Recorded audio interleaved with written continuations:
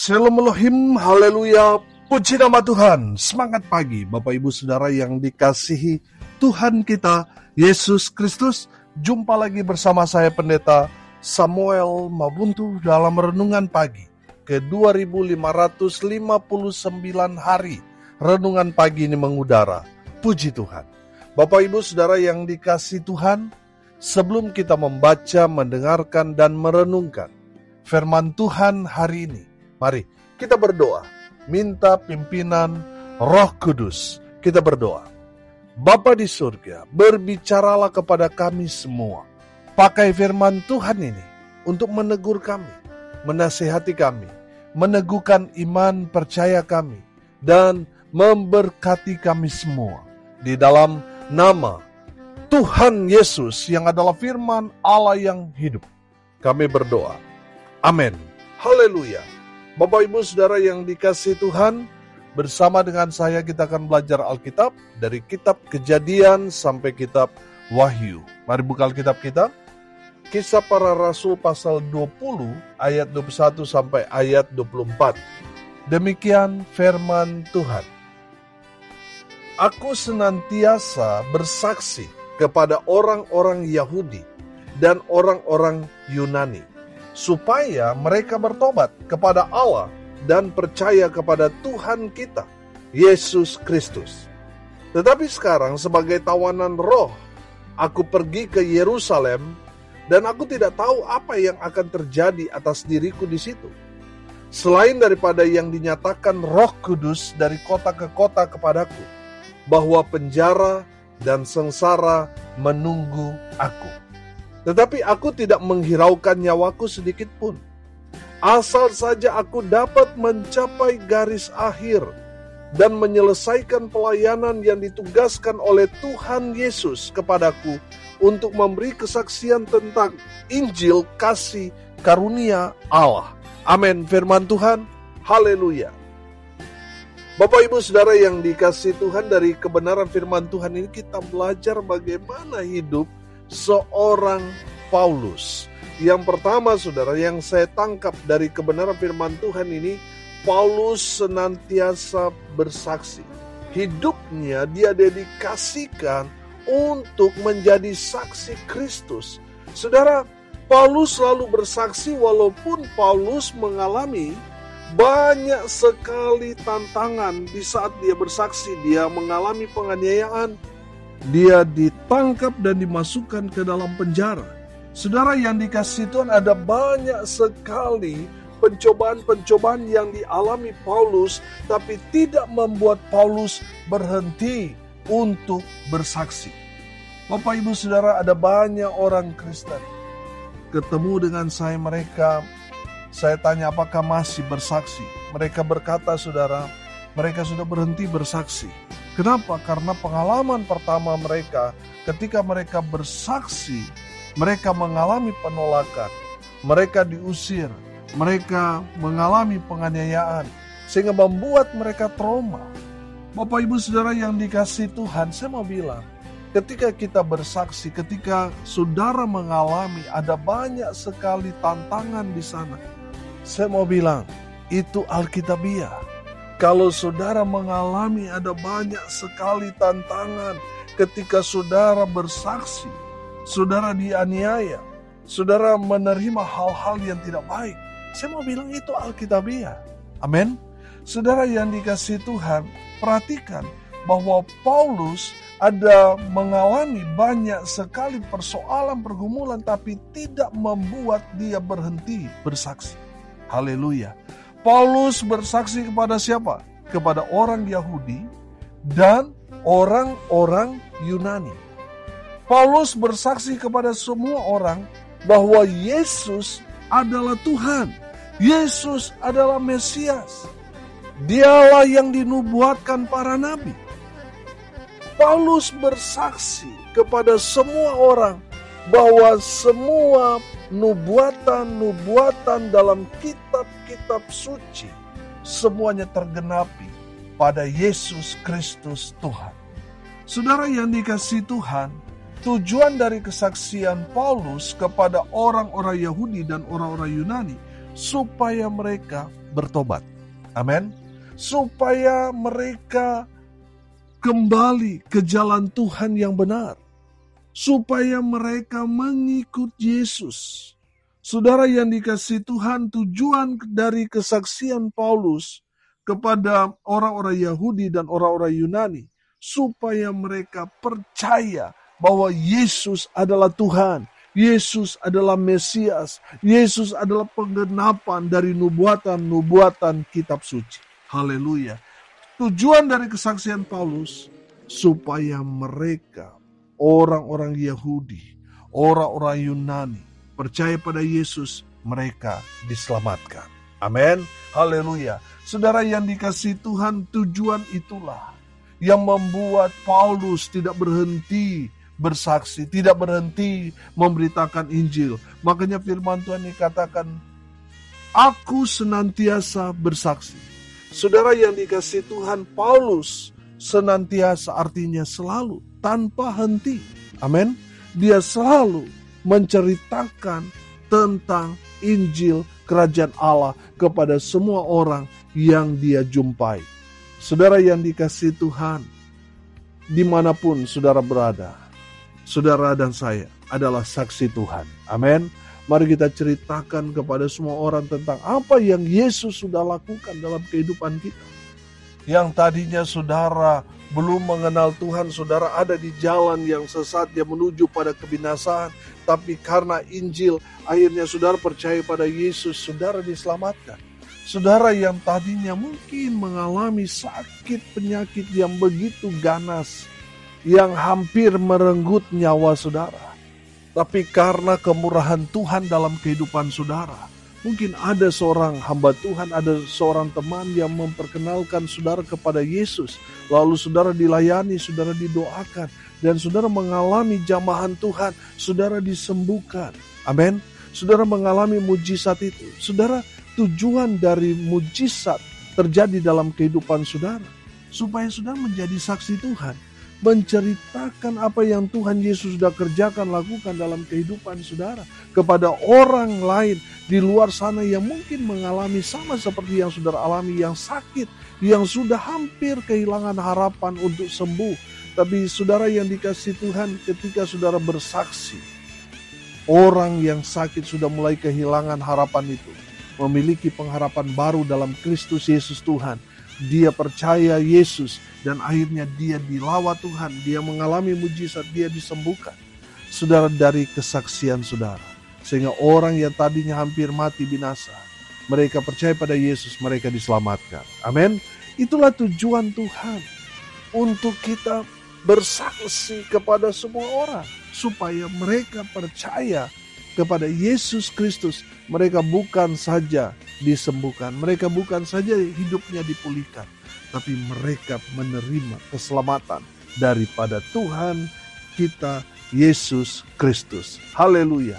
Saudara yang dikasihi Tuhan, jangan berhenti bersaksi, senantiasa bersaksi, selalu dimanapun kita berjumpa dengan siapapun, mari kita menceritakan tentang Yesus kepada mereka. Amin. Haleluya. Yang kedua saudara, dari kebenaran firman Tuhan ini kita dapat belajar bagaimana hidup seorang Paulus. Yang kedua, Paulus menjadi tawanan roh. Ayat 22, perhatikan. Tetapi sekarang sebagai tawanan roh, aku pergi ke Yerusalem dan aku tidak tahu apa yang akan terjadi atas diriku di situ. Ayat 23. Selain daripada yang dinyatakan Roh Kudus dari kota ke kota kepadaku, bahwa penjara dan sengsara menunggu aku. Haleluya. Saudara yang dikasihi Tuhan, perhatikan bahwa Paulus menjadi tawanan roh. Amin. Paulus dipenuhi Roh Kudus. Makanya Paulus patuh taat pada pimpinan Roh Kudus. Paulus pergi kemana Roh Kudus membawa Paulus. Orang yang menjadi tawanan roh, pasti dia siap sedia untuk pergi kemanapun Roh Kudus membawanya. Amin. Saya yakin dan percaya kalau saudara ada di tempat saat ini, saya yakin dan percaya Roh Kudus yang membawa saudara. Amin.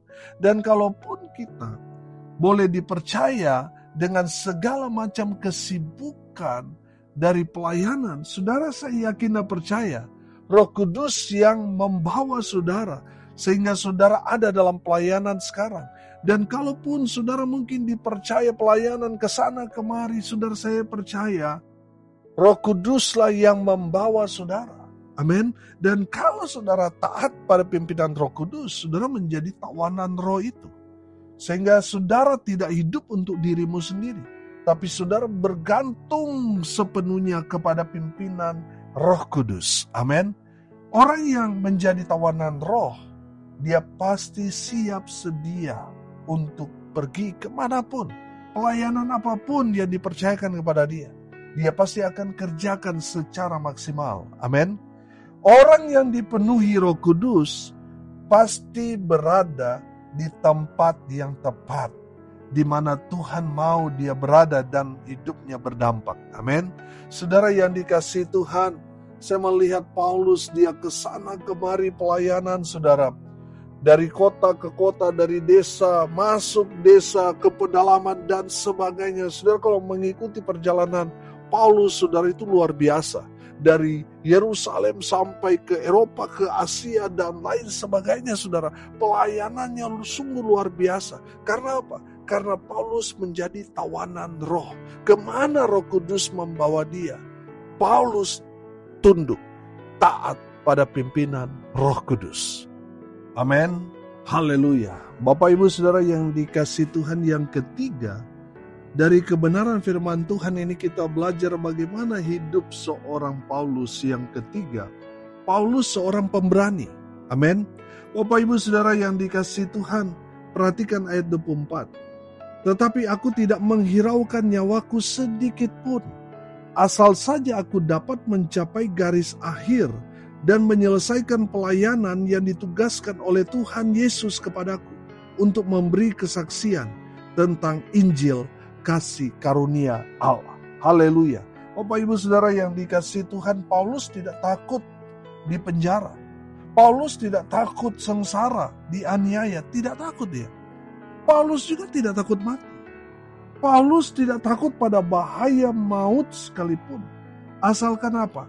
Asalkan Paulus sampai ke garis akhir dari panggilan Kristus Yesus Tuhan kepada dirinya, yaitu melayani Tuhan sampai akhir hidupnya.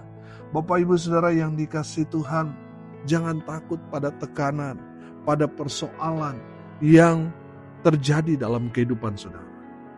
Sebab janji Tuhan ya dan amin kepada kita. Tuhan menyertai kita. Yang harus saudara dan saya kerjakan adalah kita tetap setia pada panggilan Tuhan. Kita tuntaskan itu.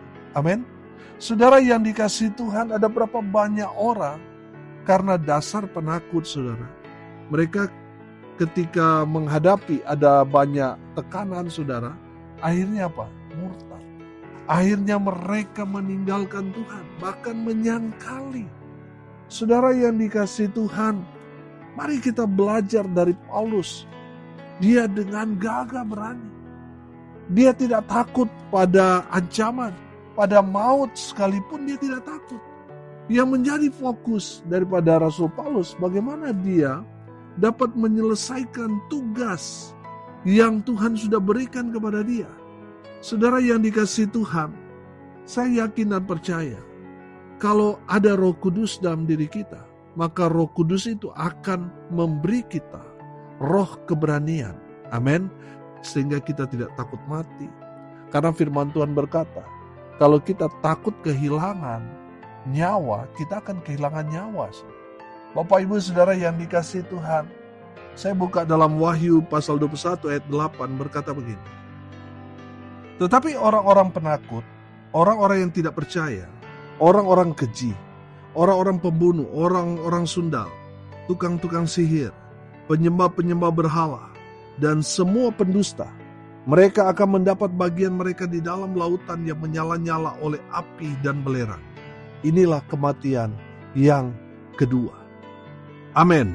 Saudara yang dikasihi Tuhan, perhatikan bahwa penakut, mereka tidak akan mendapat bagian mereka dalam kerajaan surga. Tempat mereka di mana? Di lautan api yang menyala-nyala. Artinya orang yang penakut, mereka masuk neraka. Bapak Ibu Saudara yang dikasihi Tuhan, perhatikan. Paulus, dia seorang pemberani. Dia gak takut pada ancaman. Bahkan maut sekalipun tidak membuat dia gentar. Saudara yang dikasihi Tuhan, mari lihat dirimu. Apakah saudara penakut apa pemberani? Saya yakin dan percaya kalau ada Roh Kudus dalam diri kita, maka kita akan menjadi pribadi yang pemberani. Amin. Haleluya. Tidak mengenal rasa takut. Walaupun ada ancaman di depan kita, tapi kita tidak akan takut karena ada Roh Kudus ada di dalam diri kita yang akan memberikan kita keberanian. Amin. Haleluya. Tapi kalau tidak ada Roh Kudus dalam diri kita, maka kita akan menjadi pribadi yang penakut. Saudara yang dikasihi Tuhan, mari belajar dari Paulus. Dia gagah berani. Amin. Dia gak takut. Walaupun nyawa yang menjadi taruhannya, dia dengan gagah berani tetap setia dalam mengiring Yesus sampai akhir hidupnya. Karena bagi Paulus, bagaimana dia harus menuntaskan tugas panggilan Kristus dalam kehidupannya. Bapak Ibu Saudara yang dikasihi Tuhan, dari kebenaran firman Tuhan ini kita belajar bahwa saudara dan saya harus menyelesaikan tugas panggilan Kristus dalam kehidupan kita sampai tuntas. Amin. Sampai selesai kita bernapas di dunia ini. Sampai mati. Kita setia ikut Tuhan. Kita setia melayani Tuhan sampai mati. Haleluya. Hari ini kita belajar dari Paulus bagaimana hidup seorang Rasul Paulus. Paulus yang pertama apa? Dia kesukaannya bersaksi. Senantiasa artinya selalu. Di mana, kemana Paulus ketemu siapa, yang dia kerjakan, lakukan adalah bersaksi. Dia menceritakan bahwa Yesus adalah Tuhan. Yang kedua, Paulus menjadi tawanan roh. Dia hanya tunduk, taat, patuh kepada pimpinan Roh Kudus. Roh Kudus mau bawa dia kemana, dia tunduk, dia patuh saja, dia taat. Yang ketiga dari Paulus kita belajar bahwa Paulus seorang yang gagah berani. Amin. Saudara, dia tidak takut pada ancaman, penganiayaan, penjara. Dia tidak takut pada maut sekalipun. Saudara yang dikasihi Tuhan, bagi Paulus adalah bagaimana dia dapat menyelesaikan tugas panggilan Kristus dalam dirinya. Dia kerjakan sampai tuntas. Haleluya. Mari kita berdoa. Terima kasih Bapa di surga atas kebenaran firman yang sangat memberkati kami. Berkati semua pendengar dimanapun mereka berada. Tuhan memberkati hidup mereka. Rumah tangga mereka diberkati. Usaha pekerjaan pelayanan mereka dibuat beruntung berhasil dalam segala hal. Mereka yang sakit Tuhan sembuhkan. Mereka yang lemah Tuhan kuatkan. Hibur mereka berduka cita. Dan hamba berdoa biarlah berkat Tuhan turun memenuhi semua pendengar. Bapak Ibu Saudara yang dikasihi Tuhan, arahkanlah hatimu kepada Tuhan dan terimalah berkat dari Tuhan Yesus. Tuhan memberkati engkau dan melindungi engkau. Tuhan menyinari engkau dengan wajah-Nya dan memberi engkau kasih karunia.